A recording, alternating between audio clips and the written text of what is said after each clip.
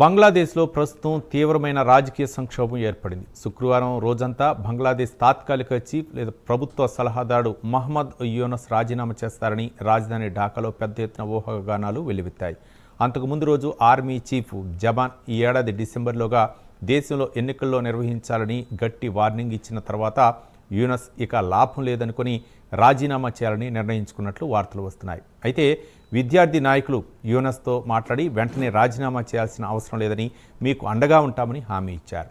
మరోపక్క army chief జమాన్కు counter ఇచ్చేందుకు యూనస్ కూడా పెద్ద ఎత్తున ప్రజల మద్దతు కూడగడుతున్నట్లు వార్తలు వస్తున్నాయి. ఇక తాజా బంగ్లాదేశ్ రాజకీయాల గురించి ప్రత్యేక కథనంలో మరింత సమాచారం తెలుసుకుందాం.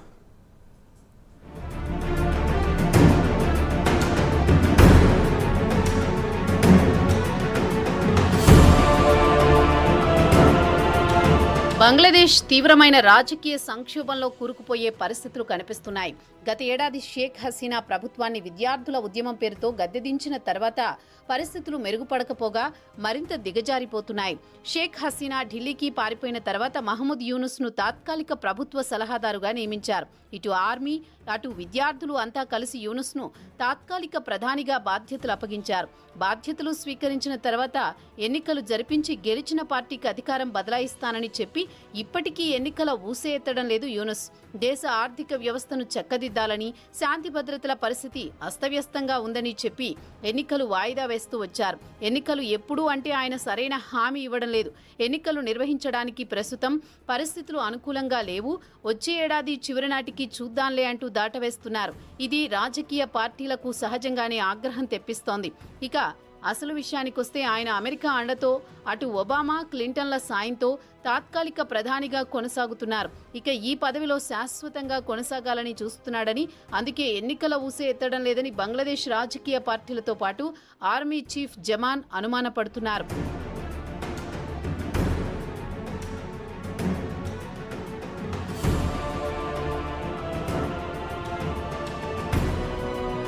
ఇక స్థానిక మీడియాలో వస్తున్న సమాచారం ప్రకారం యూనుస్ ప్రస్తుతం పరిస్థితుల్లో అంటే ఇటు ఆర్మీ చీఫ్ రాజకీయ నాయకుల ఒత్తిడిలో పనిచేయడం కష్టంగా ఉందని చెబుతున్నారు. రాజకీయ పార్టీలు కలిసి ఒక నిర్ణయానికి రాలేకపోతున్నాయని, ఇలాంటి పరిస్థితుల్లో స్వేచ్ఛగా పనిచేయడం కష్టంగా ఉందని, అందుకే రాజీనామా చేయాలని ఆలోచనలో ఉన్నట్టు మీడియాలో వార్తలు మాత్రం వస్తున్నాయి. అయితే కేబినెట్ సభ్యుడు యూనుస్ ప్రత్యేక సలహాదారుడు మాత్రం కొత్తగా ఏర్పడే ప్రభుత్వానికి అధికారం బదిలీ చేసే వరకు యూనుస్ రాజీనామా చేయరని చెప్పారు.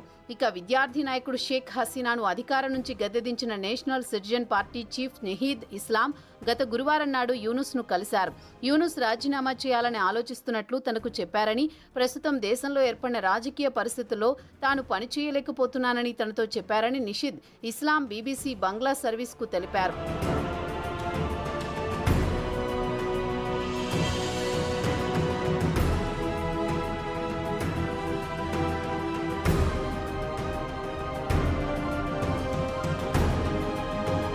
దేశం పూర్తి సంక్షోభంలో కూరుకుపోయినప్పుడే తనను తెచ్చి కూర్చోబెట్టారు. సంస్కరణల ద్వారా దేశాన్ని ఆర్థికంగా నిలదొక్కునేలా చేస్తాడని తనకు తాత్కాలిక చీఫ్గా బాధ్యతలు అప్పగించారు.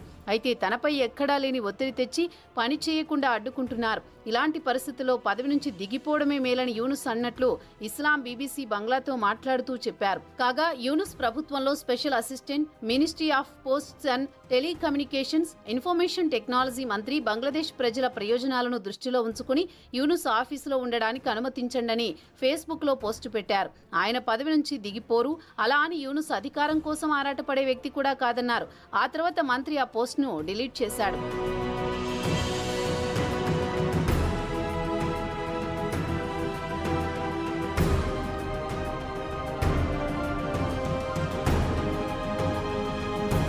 అయితే అనధికారిక వర్గాల సమాచారం ప్రకారం రాజకీయ పార్టీలు తనకు మద్దతు తెలపకపోతే వాస్తవానికి ఆయన రాజీనామా చేయాలనుకున్నారని గురువారం నాడు తన సహచరులతో చెప్పారట. దీంతో ఆయన ఇతర సలహాదారులు, కొంతమంది మంత్రులు యూనుస్ను వెంటనే రాజీనామా చేయవద్దని బుజ్జగించారని చెబుతున్నారు. ఇక విద్యార్థి నాయకుడు ఇస్లాం కూడా యూనుస్ను వెంటనే రాజీనామా చేయవద్దని గట్టిగా కోరినట్టు బీబీసీ తెలిపింది. దేశం కోసం, దేశ భద్రత కోసం మీ సేవలు కావాలి, మీరు ధైర్యంగా ఉండండి, ప్రతి ఒక్కరూ మీకు అండగా ఉంటారని యూనుస్లో ధైర్యం నింపడానికి ప్రయత్నించారు. ఇక ఇస్లాం విషయానికి వస్తే స్టూడెంట్స్ అగెనిస్ట్ డిస్క్రిమినేషన్లో కీలకమైన కోఆర్డినేటర్గా వ్యవహరించాడు. యూనుస్ ప్రభుత్వంలో కేబినెట్ హోదా మంత్రి పదవిని దక్కించుకున్నారు.